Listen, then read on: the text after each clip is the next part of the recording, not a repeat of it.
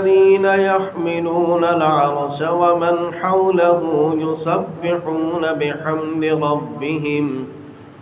يسبحون بحمد ربهم ويؤمنون به ويستغفرون للذين آمنوا ربنا وسعت كل شيء رحمة وعلما فاغفر للذين تابوا واتبعوا سبيلك وقهم عذاب الجحيم.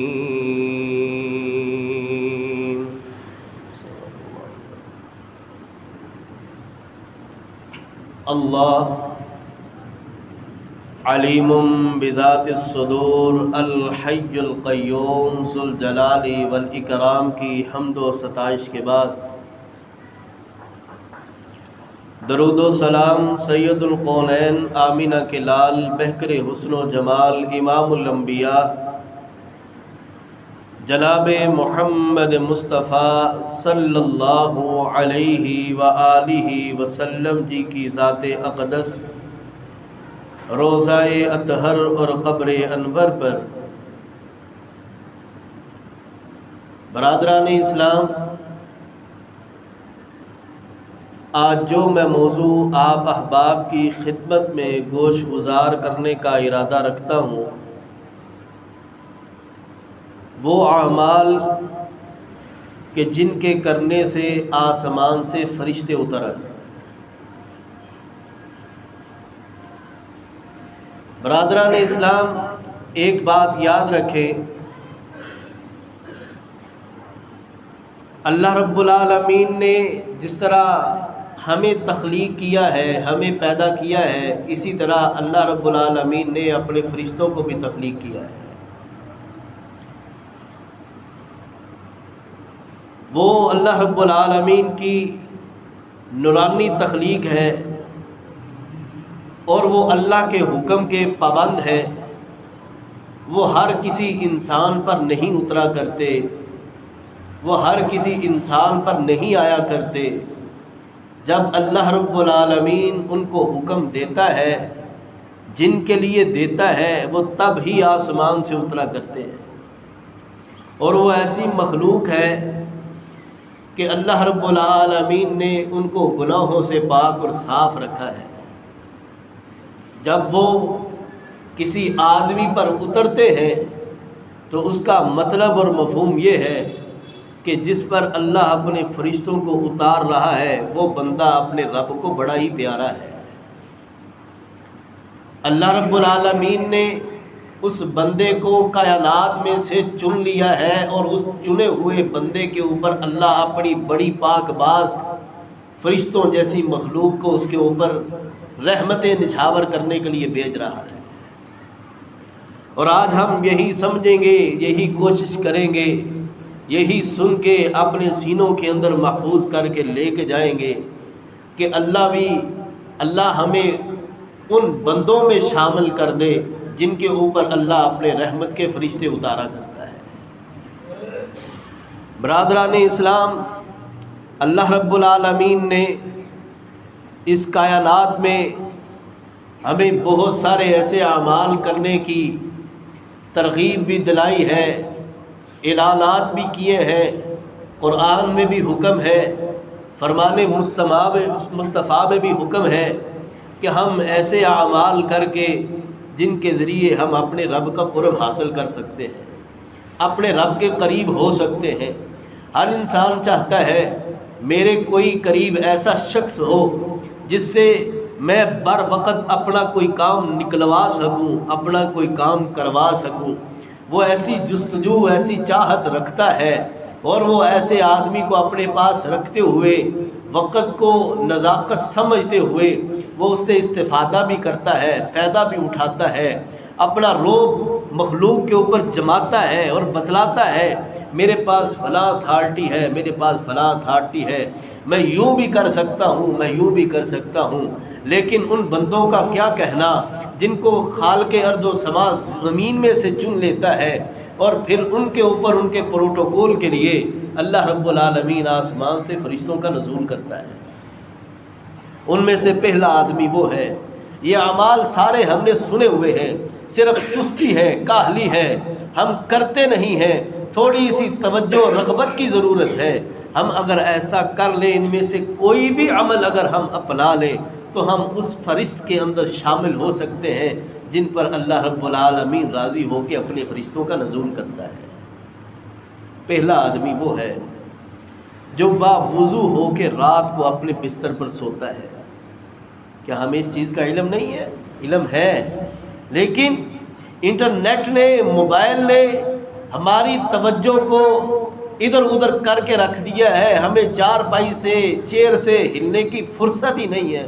ہم وہیں کے وہیں جم جاتے ہیں، وہیں پھر سو جاتے ہیں، گناہ دیکھتے ہوئے سوتے ہیں، پھر صبح اٹھنے کا ہوش نہیں رہتا، انٹرنیٹ چلاتے ہوئے سو جاتے ہیں۔ تو مجھے بتلاؤ، پھر رات کو جب انسان سوتا ہے، اللہ رب العالمین کی حدوں کو پامال کرتا ہے، جب صبح کو اٹھتا ہے پھر واویلا کرتا ہے، ہائے میرے جسم میں فلاں جگہ بھی درد ہے، ساری رات سویا رہا ہوں لیکن کوئی راحت، کوئی سکون میسر نہیں ہوا، کوئی جسم نے راحت حاصل نہیں کی، بھائی کیسے کرے گا؟ جب ہم سنت کی مخالفت کریں گے، نبی اکرم صلی اللہ علیہ وآلہ وسلم کی احادیث کی مخالفت کریں گے، خالق ارض و سما کے قرآن مجید فرقان حمید کی مخالفت کریں گے، پھر اللہ رب العالمین ہمارے اوپر ایسے فرشتوں کو کیسے نازل کرے گا؟ ہمارے جسموں کے اندر راحت اور سکون میسر کیسے ہوگا جب ہم رات کو گناہ کرتے ہوئے سو جاتے ہیں؟ اللہ ہمیں گناہوں سے محفوظ رکھے۔ برادران اسلام، اس حدیث کے راوی سیدنا عبداللہ بن عباس رضی اللہ تعالی عنہما ہے۔ یہ الترغیب والترہیب کی روایت ہے۔ نبی اکرم صلی اللہ علیہ وآلہ وسلم کا فرمان علی شان ہے۔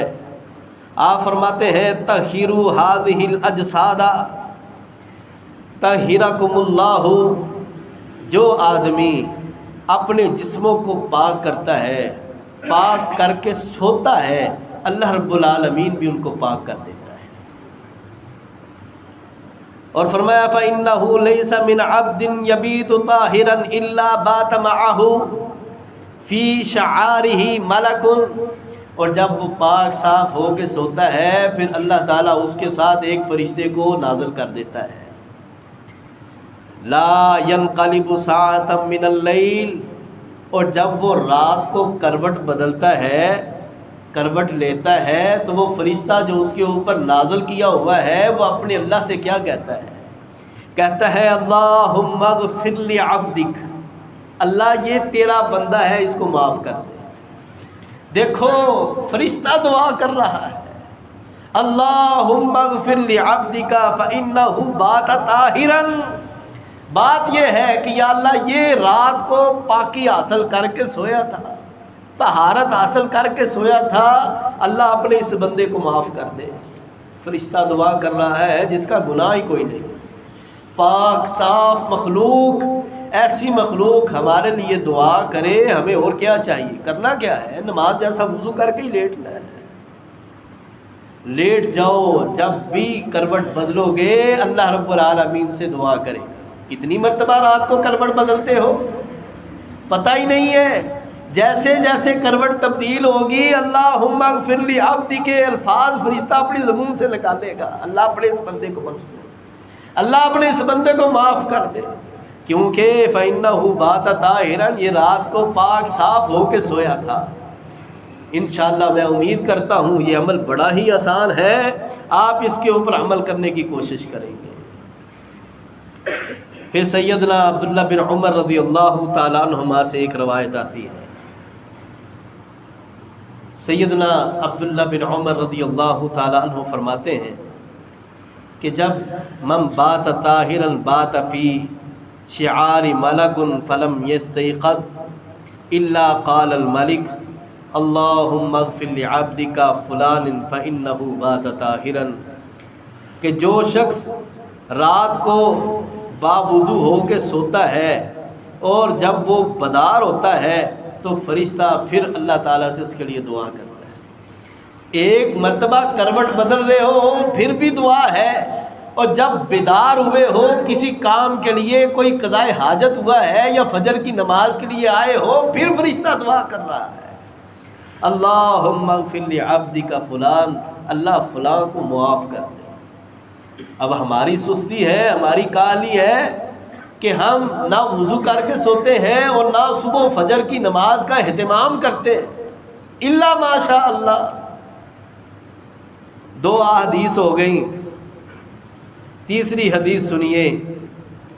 نبی صلی اللہ علیہ وآلہ وسلم فرماتے ہیں، حدیث کے راوی سیدنا معاذ بن جبل رضی اللہ تعالی عنہ ہیں، فرمایا ما من مسلم یبیت علی ذکر طاہرا، جو بندہ رات کو اللہ کا ذکر کر کے سوتا ہے، زیادہ کچھ نہیں پڑھتا، آیت الکرسی پڑھ لیتا ہے اور کچھ نہیں آتا، آخری 4 کل پڑھ لیتا ہے، تھوڑی سی جستجو کرتا ہے، کوشش کرتا ہے، سورہ بقرہ کا آخری رکوع یا آخری 2 آیات پڑھ لیتا ہے، یہی پڑھ کے سو جاتا ہے، اللہ رب العالمین فرماتے ہیں، اللہ کے پیغمبر فرماتے ہیں کہ وہ جو بھی پھر رات کو اللہ سے سوال کرے گا، کبھی ہم نے کیا ہی نہیں، کبھی کیا ہے؟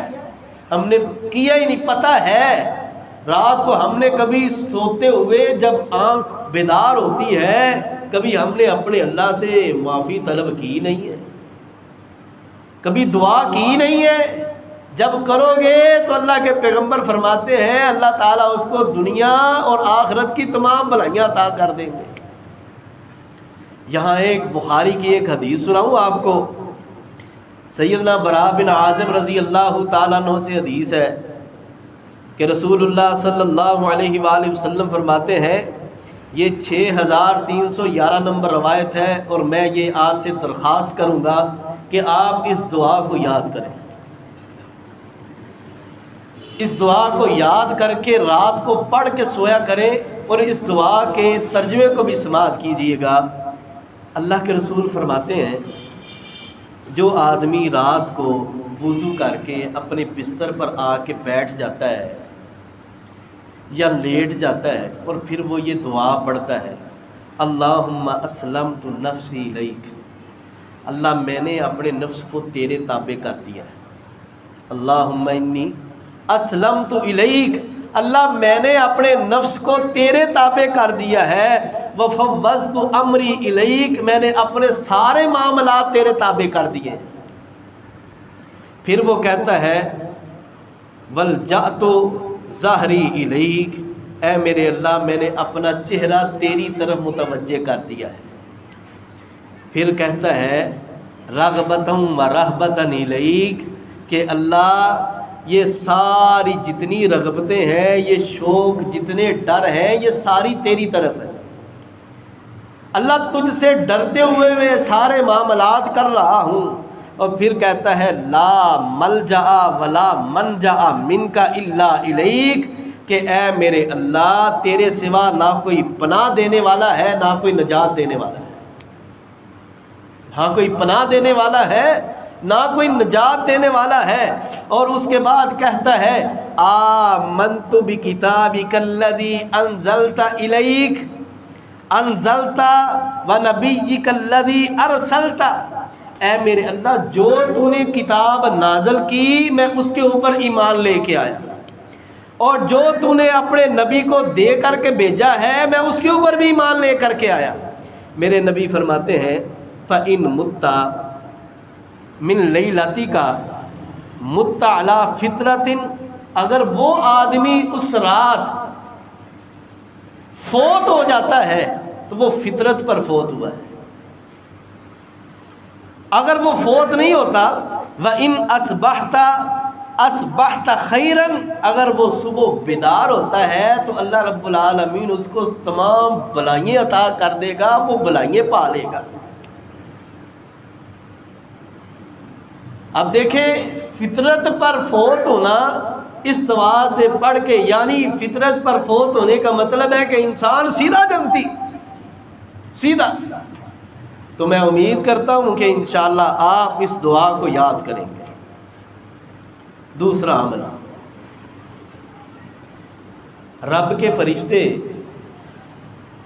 آسمان سے نیچے آ کے دنیا میں ڈھونڈتے ہیں کہ رب کی محفلیں کہاں سجی ہوئی ہیں، ذکر و اذکار کی محفلیں کہاں سجی ہوئی ہیں، وہ ان بندوں کو تلاش کرتے ہیں، اور ان بندوں پر جب وہ تلاش ہو جاتے ہیں پھر ان پر اپنے پروں کے سائبان کر دیتے ہیں۔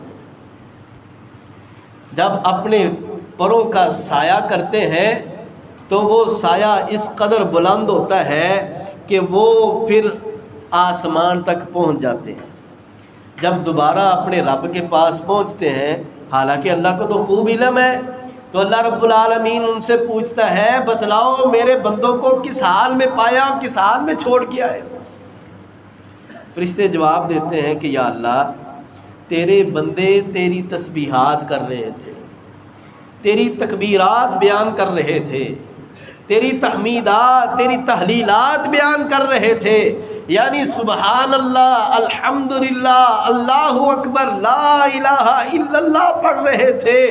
دنیا جہان میں سب سے زیادہ کلمات اللہ رب العالمین کو یہ چار محبوب ہیں، سبحان اللہ والحمدللہ ولا الہ الا اللہ واللہ اکبر۔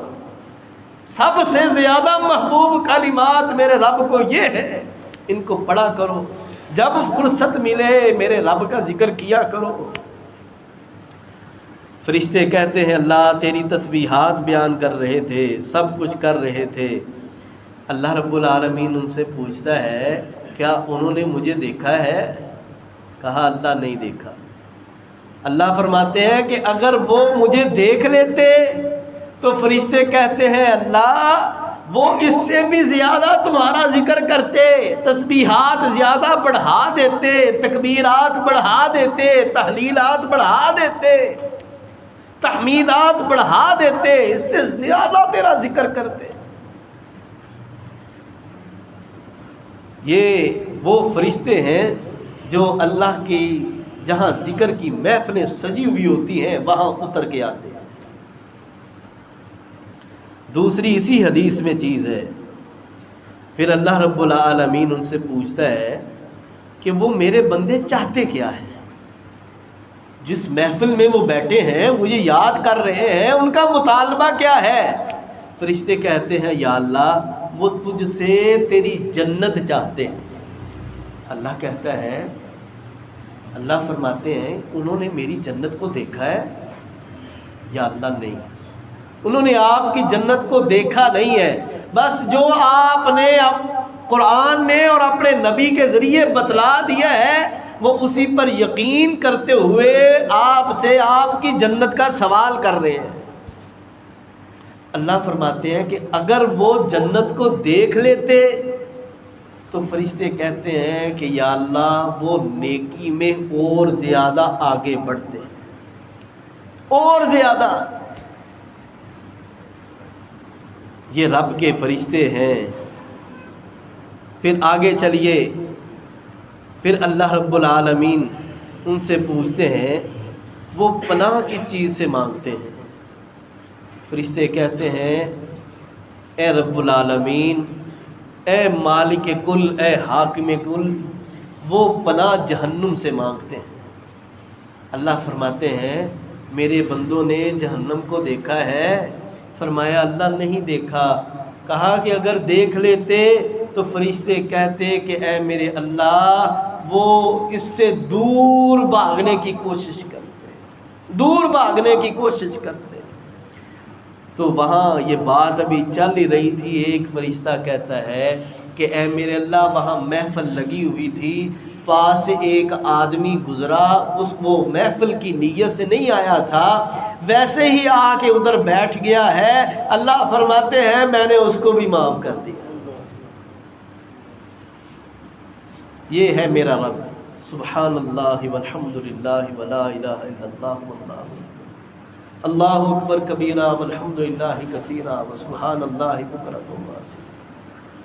تو سامعین اکرام، ہمیں زیادہ سے زیادہ کوشش کرنی چاہیے ہم اپنے فارغ اوقات کو اپنے رب کے لیے مختص کریں۔ تیسرا عمل جو قرآن پڑھتے وقت جو سکینت نازل ہوتی ہے نا، اس سکینت کے اوپر بھی رب کے فرشتے اتر آتے ہیں۔ قرآن پڑھتے ہوئے ہم تو خیر تلاوت ہی بہت کم کرتے ہیں، اگر کرتے بھی ہیں تو وہ ہم نے مختص آیت کی ہوئی ہے کہ یہ دکان کی برکت کے لیے ہے، یہ گھر کی برکت کے لیے ہے، یہ گاڑی کی برکت کے لیے ہے، یہ فلاں کے لیے ہے، یہ فلاں کے لیے ہے۔ ہم نے تو یہ رکھا ہوا ہے، اپنے رب کے لیے جو اصل وقت ہے وہ تو ہم دیتے ہی نہیں ہیں۔ تو بخاری کی حدیث ہے، سیدنا اسید بن حضیر رضی اللہ تعالی عنہ سورہ بقرہ کی تلاوت کر رہے تھے، خوبصورت لہجے میں قرآن مجید پڑھ رہے تھے، پڑھتے پڑھتے سکینت نازل ہوئی، آسمان سے فرشتوں کا نزول ہو گیا۔ پاس گھوڑا بندھا ہوا تھا، وہ بدکنے لگا، گھوڑے کے قریب ہی آپ کا بیٹا یحییٰ لیٹا ہوا تھا۔ اسید بن حضیر کہتے ہیں کہ میں جب تلاوت بند کرتا تو گھوڑا بدکنا چھوڑ دیتا، جب میں تلاوت شروع کرتا تو وہ پھر بدکنا شروع کر دیتا۔ مجھے ڈر ہوا کہ کہیں یہ میرے بچے کو نقصان نہ پہنچا دے، میرے بچے کو نقصان نہ پہنچا دے۔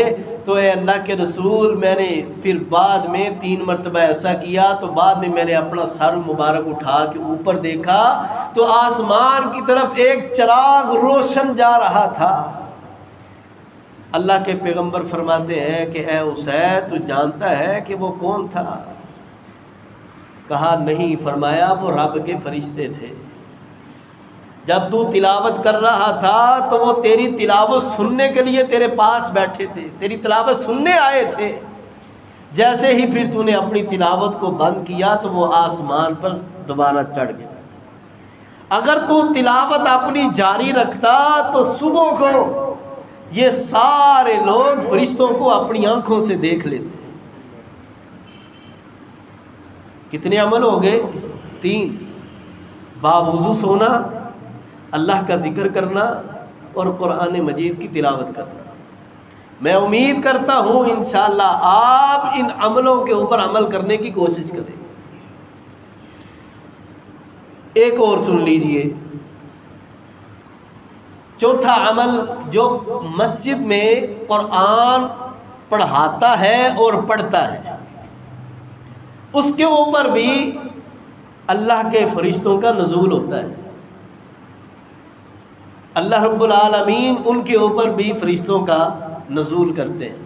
یہ ہیں وہ رب کے فرشتے، الذین یحملون العرش ومن حولہ یسبحون بحمد ربہم، جو اپنے رب کے عرش کو اٹھائے ہوئے ہیں، جو اس کے ارد گرد ہے وہ اس کی تسبیحات بیان کرتے ہیں۔ ویؤمنون بہ، وہ اس پر ایمان بھی رکھتے ہیں۔ ویستغفرون للذین آمنوا، وہ ایمان والوں کے لیے استغفار بھی کرتے ہیں۔ ہم جیسے گناہگاروں کے لیے فرشتے مغفرت کی دعا کرتے ہیں، کہتے کیا ہے؟ ربنا وسعت کل شیء رحمتا وعلما فاغفر للذین تابوا واتبعوا سبیلک وقہم عذاب الجحیم۔ اللہ تیری رحمت بڑی وسیع ہے، ہم کو پتہ ہے اللہ کی رحمت بڑی وسیع ہے، لیکن ہم پھر کمزور ایمان والے رب کی رحمت سے پھر نا امید ہو جاتے ہیں، پھر نا امید بھٹکتے پھرتے ہیں۔ اللہ رب العالمین تو فرماتے ہیں قل یا عبادی الذین اسرفوا، اے میرے بندو، اے میرے پیارے بندو، قل یا عبادی الذین اسرفوا علی انفسہم لا تقنطوا من رحمت اللہ ان اللہ یغفر الذنوب جمیعا انہ هو الغفور الرحیم۔ میری رحمت سے میرے بندے نا امید نہیں ہوا کرتے، تو اس لیے اللہ کی رحمت بڑی وسیع ہے۔ ہمیں یہ کوشش کرنی چاہیے کہ ہم اللہ کی رحمت کو جس قدر ہو سکے سمیٹیں۔ آخری حدیث سماعت کریں۔ نبی صلی اللہ علیہ وآلہ وسلم نے فرمایا، ایک حدیث ہے اس میں باتیں بہت ہیں۔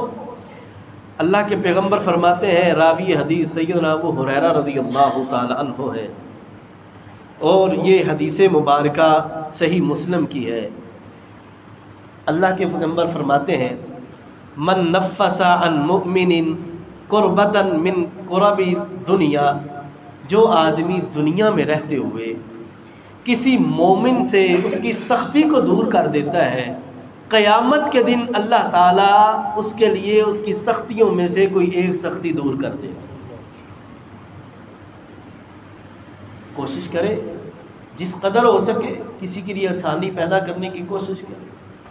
پھر اللہ کے پیغمبر فرماتے ہیں کہ جو شخص کسی مفلس جس کو قرض دیا ہوا ہے اس کو مہلت دے دیتا ہے، ہم تو دیتے نہیں ہیں، ہم تو جا کے اس کے گھر کی عزت کو داغدار کر کے رکھ دیتے ہیں، ہم تو کچھ بھی نہیں چھوڑتے، ایک دو مرتبہ خالی آ جاتے ہیں، تیسری چوتھی مرتبہ ہم محلے کے آدمی اکٹھے کرتے ہیں، اسلحہ ساتھ لیتے ہیں، جا کے دروازے پر پتہ نہیں کیا کیا ہم الفاظ اور کیا کیا ہم گندے الفاظ اس کے لیے استعمال کرتے ہیں۔ اور یہاں اللہ کے رسول فرماتے ہیں جو قرض دار کو مہلت دیتا ہے، اس کے لیے آسانی کرتا ہے، اللہ تعالیٰ آخرت میں اس کے لیے آسانی کرے گا، اس کو مہلت دے گا۔ تیسری اس حدیث میں چیز اللہ کے رسول نے بیان کی، جو کسی مسلمان آدمی کے عیب کو چھپاتا ہے کل قیامت کے دن اللہ اس کے عیبوں کو چھپائے گا۔ یہ سب سے بڑی بات ہے۔ ہم اپنے گھروں کی باتیں باہر بیان کر رہے ہوتے ہیں، فون کی باتیں ہم دوستوں احباب سے شیئر کر رہے ہوتے ہیں، یونیورسٹی کالجز سکولوں کی باتیں ہم اپنے دوستوں احباب سے شیئر کر رہے ہوتے ہیں، ہم کسی کی عزت کو پامال کر رہے ہوتے ہیں، ہمیں شرم تک نہیں آتی کہ ہم کس کی عزت کو داغدار بنا رہے ہیں۔ اگر یہاں تفصیل بیان کی جائے تو بہت وقت درکار ہے، لیکن میں صرف مختصراً سمجھانے کے لیے اتنا ہی اشارہ کر دیتا ہوں کہ ہمارے حالات اس وقت جو نوجوانوں کے ہیں وہ یہی ہیں کہ فلاں کی بات فلاں جگہ پر شیئر کر دو، فلاں کی بات فلاں جگہ پر شیئر کر دو۔ یہ نہیں ہے کہ یہ صرف نوجوانوں کی حالت ہے، ہماری خواتین بھی ایسی ہیں جو کالجز یونیورسٹیوں میں پڑھتی ہیں۔ 4 عورتیں ایک جگہ پر جمع ہو جائیں، وہ اپنے خاوندوں کی برائیاں کرتی نہیں تھکتی۔ تو یہاں اللہ کے رسول فرماتے ہیں جو کسی مسلمان آدمی کے عیب کو چھپاتا ہے اللہ اس کے عیبوں کو چھپائے گا۔ اللہ کی قسم وہ ستار العیوب ہے، اگر وہ کسی کے عیبوں کو ظاہر کر دے، میں آپ کو اپنا چہرہ دکھانے کے قابل نہیں ہوں، آپ مجھے اپنا چہرہ دکھانے کے قابل نہیں۔ اگر وہ کسی کے عیبوں کو ظاہر کر دے، باپ بیٹا ایک دوسرے سے بھاگے، ماں بیٹی ایک دوسرے سے بھاگے، اگر اللہ رب العالمین ہمارے عیبوں کو ظاہر کر دے تو وہ خالق ارض و سما ہے، وہ ستار العیوب ہے، وہ ہمارے عیبوں کو چھپائے ہوئے ہے۔ ہم اللہ سے یہی دعا کرتے ہیں اللہ یہ ساری زندگی چھپائی رکھنا اور اسی حالت میں ہمیں دنیا سے لے جانا، اللہ ہمارے عیبوں پر پردہ ڈالے ہی رکھنا، کبھی ہمارے عیبوں کو ظاہر نہ کرنا۔ تو یہ تب ہوگا بھائیو جب ہم کسی دوسرے کے عیبوں کو چھپائیں گے، جب ہم ان کا ڈنڈورا پیٹیں گے تو یہ مت توقع رکھو کہ تمہارے عیب چھپے رہیں۔ چوتھی چیز نبی صلی اللہ علیہ وآلہ وسلم فرماتے ہیں جو شخص دین حاصل کرنے کے لیے اللہ کی راہ پر نکلتا ہے اس کے لیے وہ راستہ اللہ تعالیٰ جنت کا راستہ بنا دیتا ہے۔ پانچویں چیز رسول اللہ صلی اللہ علیہ وآلہ وسلم فرماتے ہیں جو موضوع کے مطابق ہے کہ جو لوگ اللہ کی کتاب پڑھتے اور پڑھاتے ہیں اللہ تعالیٰ ان کو اپنے گھروں میں، جب کسی گھر اللہ کے گھروں میں وہ کسی گھر میں جمع ہوتے ہیں تو پھر اللہ تعالیٰ ان پر اپنے فرشتوں کا نزول کر دیتا ہے۔ وہ فرشتے اس قرآن پاک کی کلاس میں آ کے بیٹھتے ہیں، قرآن سماعت کرتے ہیں۔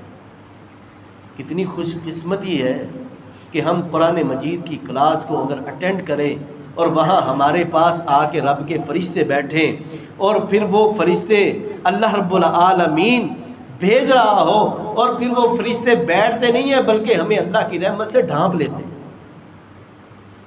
آج ہمیں سب کو ضرورت ہے اللہ کی رحمتوں کی۔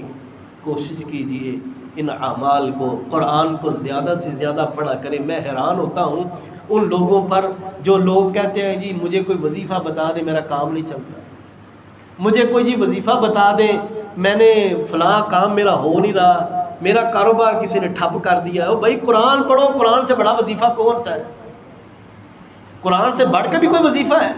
قرآن پڑھتے نہیں ہیں, ہم میلوں ٹھیلوں پہ جا کے وظیفے تلاش کر رہے ہوتے ہیں, طویل بنوا رہے ہوتے ہیں. قرآن پڑھو, قرآن سے اپنے لیے راہ نجات حاصل کرنے کی کوشش کرو. قرآن پڑھو گے سارے بندل ٹوٹ جائیں گے.